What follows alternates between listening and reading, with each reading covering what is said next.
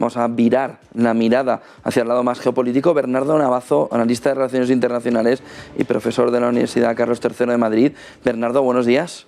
Muy buenos días, ¿cómo estáis? Bueno, parece que la guerra va un poco más extensa en tiempo de lo que se esperaba justo en el inicio.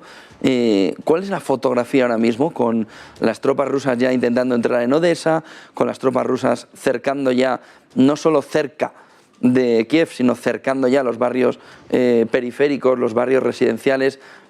¿Está cerca el fin de la guerra, ya sea vía acuerdo porque Ucrania ya se vea forzado, o vía que termine ya el conflicto porque consiga cerrar bélicamente ya todo Rusia? Bueno, creo que has hecho una perfecta descripción de la situación en la que hoy nos encontramos. Pero por añadir algunos datos a nuestra audiencia, hoy se cumple la tercera semana, es el 21º día del inicio del conflicto.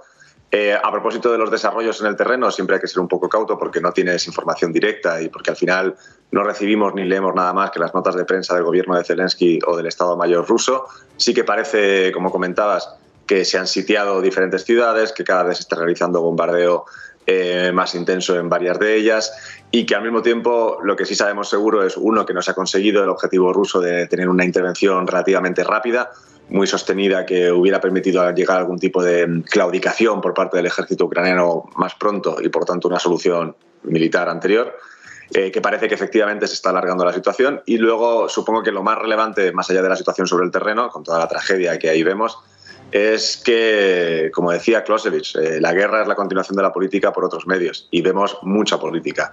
Vemos la conversación de Macron el fin de semana con Putin, vemos el lunes la conversación de 7 horas en Roma entre Estados Unidos y China, vemos la petición de la Unión Europea en Versalles hacia China el viernes pasado para que presione, utilice todas las herramientas como fulcro para negociar, para forzar a Rusia a que negocie.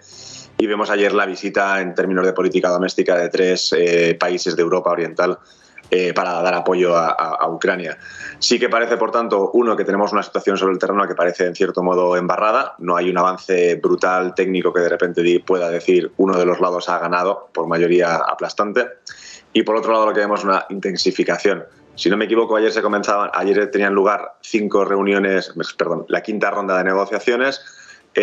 Según me levantaba hace un rato, estaba curioseando un poco las noticias y parece que Ucrania sale relativamente más optimista, puesto que dice que las peticiones de Rusia son más razonables. Rusia, sin embargo, no hace ningún comentario. En fin, observamos esa situación en la que, como decía al inicio, el sueño ideal del régimen de Putin, que era conseguir una victoria rápida, no se ha logrado. Hemos empantanado esta situación en 2-3 semanas y vemos una intensificación. Francamente, tanto como analista como ser humano, ojalá seamos capaces de llegar a una solución, se detenga el desastre humanitario que está ocurriendo y demos paso a conversaciones políticas que siempre son infructuosas para todas las partes, pero por lo menos adquieres el bien mayor, que es estabilizar y por lo menos terminar el conflicto. ¿Perdedores, ganadores en lo que llevamos ya de contienda? Sobre todo mirando a la geopolítica, ¿no? El papel de China, la situación en Estados Unidos también interviniendo. ¿Cómo se está conformando la geopolítica desde el inicio? Bueno, si quieres vamos a hacer una descripción y luego le ponemos las etiquetas de ganadores y perdedores, puesto que siempre al final este particular de quién sabe cuál de los desarrollos que hoy estamos viendo serán mejores para unos o para otros. Sí que parece muy difícil imaginar que todo el complejo de sanciones económicas en forma de 4 rondas distintas. Ayer el alto representante anunció la 4ª ronda de sanciones a Rusia, que en realidad equivale a un desacoplamiento entre la Unión Europea y Rusia. Resulta muy difícil imaginar que eso se va a retroceder. Así que lo que sí sabemos, por lo tanto, es, y yo creo que lo hemos comentado aquí hace una semana cuando estuvimos hablando, desacoplamiento entre Unión Europea y Rusia, desacoplamiento no solo de materias primas, yo qué sé, los tópicos y bien sabidos maíz, trigo, gas y petróleo, sino también todo tipo de servicios financieros, todo tipo de servicios domésticos, todo tipo de servicios culturales, hasta, por ejemplo, el particular de que vamos a tener órbitas mediáticas distintas. Nosotros no vamos a saber qué es lo que ellos ven, ellos no van a saber quiénes somos nosotros, porque Russian Today y Sputnik van a ser agencias que van a formar parte solo de diferentes espacios. Paralelamente, y todo esto debe ser entendido, en mi opinión, dentro de esa gran confrontación que es Estados Unidos contra China, que a su vez también lleva a un desacoplamiento de sus economías.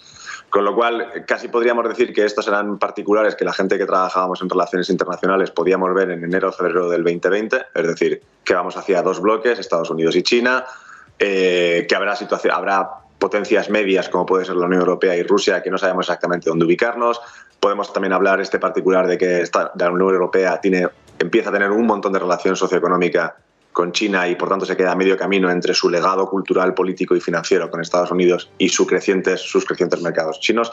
Eso ya lo veíamos hace unos años y de repente han ocurrido en apenas 24 meses dos desarrollos que han acelerado los tiempos, una brutalidad. El particular de la COVID, todos lo conocemos, y este de Rusia también. En tanto que, como hemos dicho, en apenas 3 semanas, se ha producido un desacoplamiento total y duradero, 10, 20, 30, 40, 50 años entre la Unión Europea y Rusia.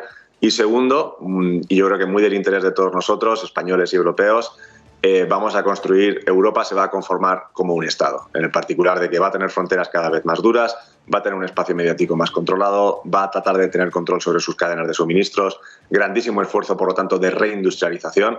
Ayer, por ejemplo, vimos que Ursula von der Leyen hablaba sobre la primera inversión de 20 billions para realizar una fábrica de semiconductores. También sabemos el viernes en Versalles que se aprobó la reducción en 2/3 del consumo de gas ruso lo antes posible, a final de año. Es decir, como la consecuencia más directa para lo que nos encontramos en Europa. Desacoplamiento con Rusia y creación de esto que se empezó llamando Europa geopolítica. A mí me gusta más llamarlo Europa imperial o Fortaleza Europa, pero en cualquier caso es esta idea de vamos a construir un Estado alrededor de la Unión, y eso significa mucha inversión, mucha de ella gran inversión productiva y también muchas tensiones inflacionistas, sobre todo en el corto medio plazo, debido a al aumento de las materias primas. Muchísimas gracias, Bernardo Navazo, analista de Relaciones Internacionales y profesor de la Universidad Carlos III de Madrid. Buen día. Un placer. Y buenas clases.